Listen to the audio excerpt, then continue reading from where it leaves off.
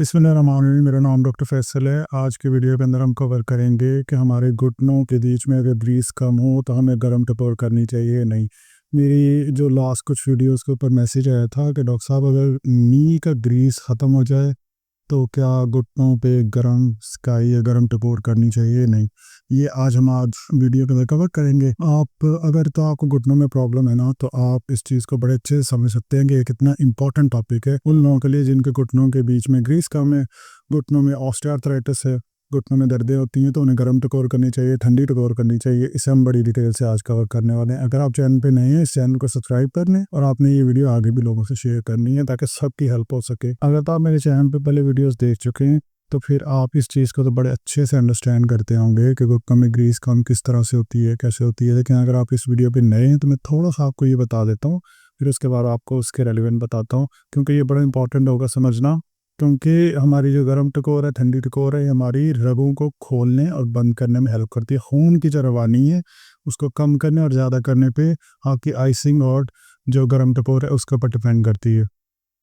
इसके लिए ये थोड़ा सा इसको समझें कि जब आपके घुटनों में मूवमेंट होती है तो ये जो नीचे आपको नज़र आ रही है ना वाइट वाइट, ये कार्टिलेज है। बेसिकली ये ब्लू कलर के कुछ इस शेप की, ये आपको ये जो ब्लू कलर नज़र आ रहा है, जब आपकी मूवमेंट होती है ना आपके घुटनों के बीच में, तो इसके ये दोनों हड्डियां आपस में मूव करती हैं, तो दरमियान में ये रबड़ होती है, ये हेल्प करती है कि आपस में ये रगड़े ना। ठीक है, लेकिन जैसे जैसे हमारी उम्र ज़्यादा होती जाती है तो ये कुछ इस तरह से नोकदार होती जाती है। ये जो अभी आपको नज़र आ रहा है ना, ये तो बहुत ही ज़्यादा नोकदार हुई हुई है।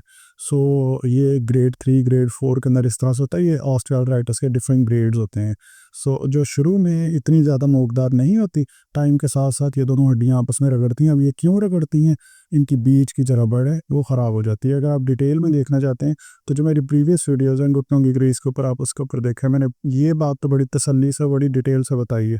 घुटनों की ग्रीस क्यों कम होती है ये तो आपको समझ आ गई होगी। अगर आप एक्सरे को देखें, जो घुटनों की ग्रीस कम होने का एक्सरे होता है, उसके अंदर आप ये देख रहे हैं ना, नॉर्मल हमारा एक्सरे जो इसमें जॉइंट स्पेस कितनी अच्छी है, इस हड्डी और इस हड्डी के बीच में स्पेस देख रहे हैं कितनी अच्छी नज़र आ रही है हमें। लेकिन देखिए घुटनों की आर्थराइटिस है, घुटनों की ग्रीस का जो प्रॉब्लम हो जिनको, उनकी एक्सरे है उसके अंदर स्पेस देखेंगे कितनी कम हो गई है। ये इसीलिए कम होती है क्योंकि हमारे घुटनों के बीच में की रबड़ जो है वो ख़राब हो जाती है। वो ख़राब होने की वजह से फिर घुटनों के बीच में गैप कम हो जाता है। अक्सर लोग समझते हैं कि उनके घुटनों के बीच में जो दर्द हो रही है वो घुटनों की ग्रीस की वजह से है, और बस भाई घुटनों में और कोई प्रॉब्लम ही नहीं होता। यह सबसे बड़ी मिसकंसेप्शन है। घुटनों के बीच में ग्रीस कम होने की वजह से सिर्फ दर्द नहीं होती है। घुटनों के ऊपर ये अगर आप ये देखें ना, ये घुटने की एनाटॉमी है, यानी कि घुटने की हर लिहाज से जो स्ट्रक्चर है ना वो ये है। ये जो वाइट वाइट नज़र आ रही है वो रस्सियाँ जो हड्डी को हड्डी से जोड़ती हैं। ये जो वाइट वाइट नज़र आ रही है ना, ये वो रस्सियाँ हैं जो पट्टे को हड्डी से जोड़ती हैं। यानी ये हड्डी को हड्डी से जोड़ती है, ये पट्टे को हड्डी से जोड़ती है। जो हड्डी को हड्डी से जोड़ती है उसे कहते हैं लिगामेंट, जो पट्टे को हड्डी से जोड़ती है उसे कहते हैं टेंडन। इनमें भी तो इंजरी आ सकती है, इनमें भी तो पेन आ सकती है, इनमें भी तो स्वेलिंग आ सकती है। जब आपके घुटनों के बीच में ग्रीस नहीं है, घुटनों के बीच में आपके आर्थराइटिस हो चुका है या आपका जो कार्टिलेज है वो डैमेज हो चुका है, तो जब आप नेक्स्ट टाइम कोई मूवमेंट करेंगे तो सारा प्रेशर इनके ऊपर भी तो आएगा, पट्ठों ने भी तो जोर लगाना है, इनके ऊपर भी तो टाइटनेस आ सकती है। इसे कहते हैं सॉफ्ट टिश्यू। पट्ठे को, पट्ठे के सिरे को, लिगामेंट को, उन रस्सियों को, इन्हें कहते हैं सॉफ्ट टिश्यू, नरम टिश्यू। ठीक है, ये जो हड्डी होती है इन्हें कहते हैं हार्ड टिश्यू। अब ये जो मैंने आपको बात बताई है ना, अब जब मैं आपको बताऊँ ना गर्म टकोर ठंडी टकोर का, याद रखिएगा कि सॉफ्ट टिश्यू का मतलब क्या था, हार्ड टिश्यू का मतलब क्या था। अब आगे चलते हैं। क्योंकि कुछ कंडीशन ऐसी हैं जो सॉफ्ट टिश्यू के जो प्रॉब्लम्स होते हैं उसमें आपको ठंडी टकोर करनी पड़ती है। अभी सब कुछ बताता हूँ मैं सारा कुछ। ये देखें, अब पहला हमारा टॉपिक है when to use ice. Ice को कब यूज़ करना है, ठंडी टकोर को कब यूज़ करना है, ये समझें। एक्यूट पेन के अंदर आते हैं यूज़ करना है। एक्यूट क्या होता है? एक्यूट पेन का मतलब होता है कि हमारा अभी अभी मुझे फ़र्ज़ करें इस टाइम घुटनों में दर्द नहीं है, कल मैं सुबह सो के उठा मेरे घुटनों में दर्द होगी, ये एक्यूट पेन है। अब ये पहले 7 दिन 10 दिन ये एक्यूट फेज़ है। एक्यूट पेन पता पता है क्या है? वो है जो नई नई पेन है, इसे हम एक्यूट पेन कहते हैं। अगर आपको एक्यूट पेन है ना, आइसिंग करें। अगर आपको वहाँ पे स्वेलिंग है, सोजिश है, सोजिश के लिए बहुत अच्छी है कि आपने आइसिंग करनी है। सोजिश के लिए अगर आप गर्म टकोर कर रहे हैं ना, रेत ले रहे हैं, कपड़ों में डाल रहे हैं, तवे पे कर रहे हैं, इस्त्री के ऊपर गर्म कर रहे हैं, स्वेलिंग बढ़ जाएगी। ठीक है, अभी बताता हूँ कैसे बढ़ेगी। ये सारा कुछ मैं आपको एनिमेशन के जरिए दिखाता हूँ। If your knees are inflamed, सूजे हुए हैं, swollen है, अच्छा, हाथ लगाएं और बहुत ही ज़्यादा गर्म फील हो, ठंडी टकोर करें, गर्म टकोर नहीं करनी है इसको, कर आपने आइसिंग करनी है फिर। सो जब एक्यूट हो और जब स्वेलिंग हो, ये दो तो अपने जहन में बिठा लें कि इसके लिए आपने आइसिंग करनी है। कैसे करनी है? 15 से 20 मिनट के लिए आपने आइस पैक अप्लाई करना है अपनी उस स्वेलिंग और पेन वाले पॉइंट के ऊपर। एक पॉइंट हो गया। गर्म टकोर कब करनी है वो भी मैं बताता हूँ। अब ये जो आइसिंग होती है ना, आइसिंग का ना एक मैकेनिज्म होता है। जैसे हर दवाई का एक मैकेनिज्म होता है, जो मेडिकल प्रोफेशनल अगर ये वीडियो देखेंगे ना, तो मैकेनिज्म ऑफ एक्शन जिस तरह हर मेडिसिन का फार्माकोलॉजी में होता है, ऐसे आइसिंग का जो मैकेनिज्म ऑफ एक्शन है उसे कहते हैं लिविस हंटिंग रिएक्शन। इसको आप ऑनलाइन सर्च कीजिएगा ज़रा कि लिविस हंटिंग रिएक्शन क्या है। लिविस हंटिंग रिएक्शन इस ग्राफ की मदद से हम समझते हैं। लिविस हंटिंग रिएक्शन, आप ये दो टर्म्स को समझें, एक है वेजो कॉन्स्ट्रिक्शन, एक है वेजो डायलेशन। ये जो वेजो वर्ड है ना, वेजो का मतलब होता है ब्लड वेसल्स, खून की नालियाँ। कॉन्स्ट्रिक्शन मतलब होता है बंद हो जाना, कट्ठी हो जाना, यानी कि कॉन्स्ट्रिक्ट हो जाना, ठीक है। और वेजो डायलेशन मतलब, वेजो मतलब तो मैंने बता दी ना, खून की नालियाँ, और डायलेशन मतलब क्या होता है? डायलेट हो जाना, फूल जाना। कैसे? ये देखें, ये देखें, ये वेजो डायलेशन है, यानी कि खून की नालियाँ खुल गई हैं। और ये वेजो कॉन्स्ट्रिक्शन है, यानी कि खून की नालियाँ कॉन्स्ट्रिक्ट हो गई हैं। ये समझ आ गई। अब आपको समझ आएगी कि ठंडी टकोर में क्या होता है, गर्म टकोर में क्या होता है। ठंडी टकोर के अंदर पहले होती है जब आप, ये अभी नॉर्मल फेज, जैसे आपने अपनी बर्फ रखी ना अपने घुटने के ऊपर, ठीक है, सबसे पहले होगी वेजोकॉन्स्ट्रिक्शन। क्या मतलब? सबसे पहले होगी आपकी खून की रगें इकट्ठी। अब आप कहेंगे वहाँ पे तो खून का बहाव कम हो जाएगा, पहले ही दर्द है। इसको समझ लें, आपके लिए बहुत इंफॉर्मेटिव वीडियो है और थोड़ी सी कॉम्प्लेक्स है।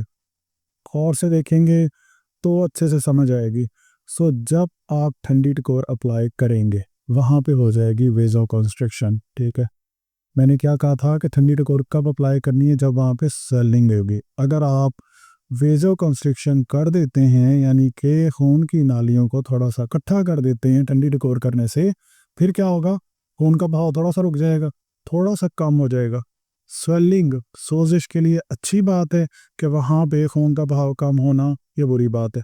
अच्छी बात है, वेजो कंस्ट्रिक्शन होगी, ठीक है। थोड़ी सी देर के लिए वो रुकेगा। फिर जैसी थोड़ी सी देर के लिए रुका, इस ग्राफ को ना आप थोड़ा सा गौर से देखें इसको। ये पहले तो ये नॉर्मल है, जैसे ठंडी टकोर अप्लाई की, ये ग्राफ है कि आपने ठंडी टकोर अप्लाई की तो क्या क्या चेंजेस आएंगी। ये बुक्स के अंदर, इलेक्ट्रोथेरेपी की बुक्स के अंदर बने हुए ग्राफ्स हैं, वहीं से मैंने उठाए हैं। सो पहले आपने आइस पैक लगाया, ये वेजो कंस्ट्रिक्शन होगी, यानी कि आपके खून की रगें जो है वो इकट्ठी होगी, ठीक है। उसके बाद जैसे ही 5 से 7 मिनट गुजरे, 5 से 7 मिनट गुजरे हैं, हमने ठंडी टकोर लगाई हुई थी अपने घुटने के ऊपर, यकदम से उसके अंदर वेजोडाइलेशन होगी, यानी कि आपकी रगें जो है वो यकदम से खुलेंगी। जब ये यकदम से खुलेंगी ना, तो आपके घुटने के अंदर जो सोजिश हुई हुई है ना, जो पानी और बाकी चीज़ें जो इकट्ठी हुई हुई है इन्फ्लेमेशन वाली, ये सारी की सारी यकदम से उसके अंदर से गुजरेंगी, मूव करेंगी। इसे कहते हैं हंटिंग रिएक्शन, ठीक है। ये जो हंटिंग रिएक्शन है ना, लिविस हंटिंग रिएक्शन, इस हंटिंग रिएक्शन को अचीव करने के लिए आपने 5 से 7 मिनट के लिए ठंडी टकोर लाजमी करनी है। कुछ लोग जब ठंडी टकोर करते हैं, जैसे 3 से 4 मिनट गुजरते हैं और देखते हैं ना कि बहुत ही ज़्यादा ठंडा हो गया, उतार देते हैं। ये नहीं करना है, क्योंकि हमें जो हंटिंग रिएक्शन चाहिए वो मिलता है हमें 5 से 7 मिनट के बाद। जब भी लगानी है आपने 12 से 15 मिनट के लिए ज़रूर लगानी है, ताकि हमें ये हंटिंग रिएक्शन मिले। सो पहले क्या होगा, उसमें वेजो कंस्ट्रिक्शन, फिर होगी वेजो डायलेशन, और आगे चलता रहेगा। अब जब आप करते हैं गरम टकोर, और आपने गरम टकोर कब करनी है? गरम टकोर सबसे पहले आपने करनी है जब आपके घुटनों के अंदर स्टिफनेस हो, अकड़ा हो। और दूसरी जो इम्पोर्टेंट चीज़ है जो मैं अभी पीछे बताई आपको, वो क्या थी? एक्यूट। हम क्या है, क्रॉनिक। अगर आपकी पेन बहुत पुरानी है, अगर ओल्ड है, क्रॉनिक पेन मतलब होता है, अभी मैंने बताया था मेरे घुटनों में अभी दर्द नहीं है, मैं सुबह सुबह उठा मुझे दर्द हो, भी एक्यूट है। मेरे घुटनों में पिछले 4 साल से दर्द है, ये क्रॉनिक है, ठीक है।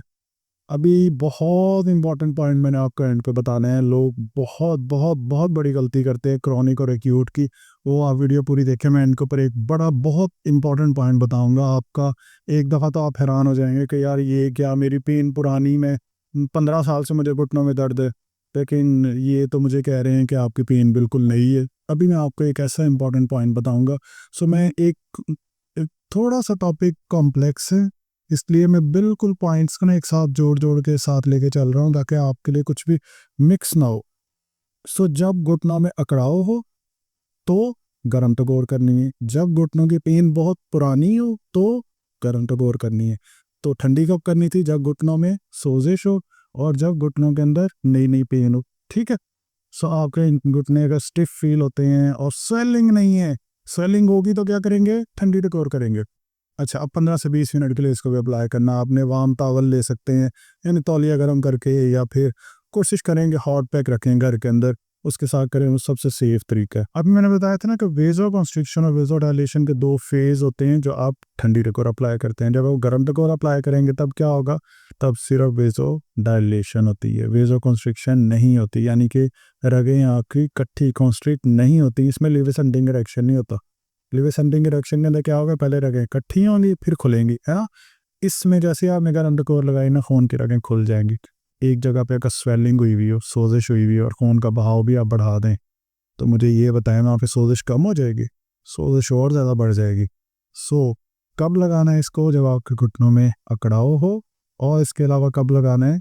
जब आपकी पेन बहुत पुरानी हो। ठीक है, तब आपने गर्म टकोर लगानी है। सो ठंडी टकोर और गर्म टकोर का फ़र्क समझ आ गया। अब आ जाएं एक्यूट और क्रॉनिक के बारे में। जो मैं आपको कहा था ना कि मैं आपको एक बहुत इंपॉर्टेंट पॉइंट बताऊंगा, वो बड़े गौर से सुनने वाला है। देखें, फ़र्ज करें कि मेरे घुटनों में दर्द है, ठीक है, और मेरे घुटनों में पिछले 6 साल से दर्द है, ठीक है। अब लेकिन मैं पिछले 4 से 5 महीने से देख रहा हूँ कि मेरे घुटनों में दर्द नहीं है। मुझे वैसे 6 साल से, 7 साल से, 10 साल से घुटनों का प्रॉब्लम है, लेकिन पिछले 4 या 5 महीने से मेरे घुटनों में दर्द नहीं है। प्रॉब्लम मेरा बहुत पुराना है, क्रॉनिक है ना, लेकिन पिछले 4 महीने से मुझे दर्द नहीं है। अभी पता है क्या हुआ? आज सुबह जब मैं सोफे से उठने लगा तो मेरा पाँव मुड़ गया, या मेरे घुटने के ऊपर जोर से कोई चीज़ लग गई, चोट लग गई। अब मुझे शाम को दर्द हो रहा है। मुझे आपने बताना है कि ये मेरा ये प्रॉब्लम नया है या मेरा प्रॉब्लम पुराना है। वैसे मुझे घुटनों में दर्द पिछले 10 से 15 सालों से है, लेकिन आज सुबह भी मुझे चोट लगी है। ये आपकी पेन जो अब आई है ना, ये आपकी एक्यूट पेन है। अगर आपको पिछले 15-20 सालों से घुटनों में दर्द है, लेकिन वो बिल्कुल आराम से चल रहा है, इतना ज़्यादा दर्द नहीं है, लेकिन आप आज सुबह आज आपको चोट लगी है, तो उससे क्या होगा? आपके घुटने के ऊपर ये जो चोट लगी है, ये फेज़ है आपका एक्यूट, नई पेन है। अब इस नई पेन के अंदर आपने ठंडी टकोर करनी है या गर्म टकोर करनी है? नई पेन में, एक्यूट में आपने करनी है ठंडी टकोर। लेकिन अगर आपकी पेन मुसलसल एक ही रिदम के साथ है, जी पिछले 4 महीने से भी यही है, 6 महीने से भी यही है, ना बढ़ रही है ना कम हो रही है, गर्म टकोर करें। अब आपको समझ आ गई होगी कि ठंडी टकोर कब करनी है और गर्म टकोर कब करनी है।